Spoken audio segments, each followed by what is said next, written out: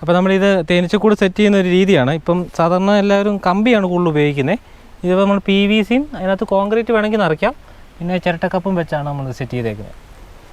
അപ്പം ഇതാകുമ്പോൾ നമുക്ക് മഴക്കാലത്ത് തേനീച്ചകൾ ചത്തു പോകുന്ന ഇതിനകത്ത് നമ്മൾ ഒഴിച്ചു വെക്കുന്ന ഉറുമ്പ് കയറാതിരിക്കാൻ ഒഴിച്ചു വെക്കുന്ന കരിയോലിനകത്തോ വെള്ളത്തിനകത്തോ തേനീച്ച പോയി ചത്തുപോകുന്നുള്ളൊരു ഇത് വേണ്ട. നമുക്ക് തലതിരിച്ച വെച്ചേക്കുന്നതുകൊണ്ട് അടിയിലെ ഗ്രീസോ കരിയോലോ തൂത്താൽ മതി.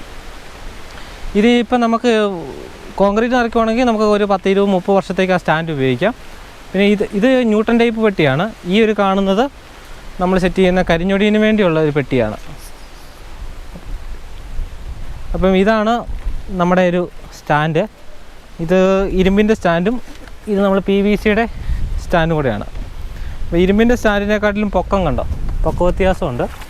ഇരുമ്പിൻ്റെ സ്റ്റാൻഡ് 2.5 അടിയാണ് വരുന്നത്, ഇത് 3 അടി വരുന്നുണ്ട്. അപ്പോൾ നമുക്ക് ഒരടി പോയാലും തേനീച്ചപ്പെട്ടിക്ക് അത്യാവശ്യം ഒരു പൊക്കം കാണും. ഇത് താത്ത് കഴിഞ്ഞാൽ ഇതിനിയും നമുക്ക് പൊക്കം കുറയും. അപ്പോൾ ഒരു പെട്ടിയൊക്കെ ഈ ലെവലിലായിരിക്കും ഇരിക്കുന്നത്. ഇരിക്കുന്നത് കണ്ടാൽ മനസ്സിലാവും. പെട്ടി തീരെ താഴെയായിപ്പോവും. അപ്പോൾ നമുക്ക് ഈ ഉറുമ്പ് കയറാനൊക്കെ ചാൻസ് കൂടുതലാണ്. പിന്നെ കൂടുതലുള്ളവർക്ക് ഇതാണ് എളുപ്പം.